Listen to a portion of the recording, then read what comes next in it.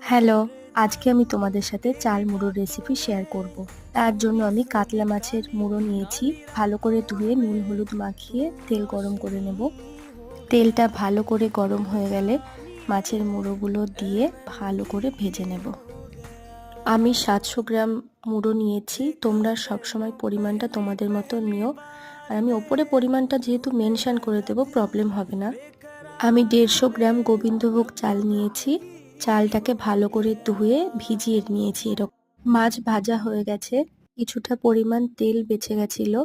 এখন সামান্য তেল দিলাম। দুটো আলু কেটে রেখেছিলাম গোল গোল করে। এবারে আলুগুলো ভালো করে ভেজে নেব। ফোড়নের জন্য তেজপাতা, শুকনো লঙ্কা, জিরে, দারচিনি ও এলাচ নিয়েছি। এবার আলুর মধ্যে ফোড়নটা দিয়ে দেব। যারা আমার ভিডিও দেখো তারা তো জানোই আমি এভাবেই ফোড়ন দিই। এভাবে যখন হয়ে যায় না, আলাদা করে নামিয়ে আবার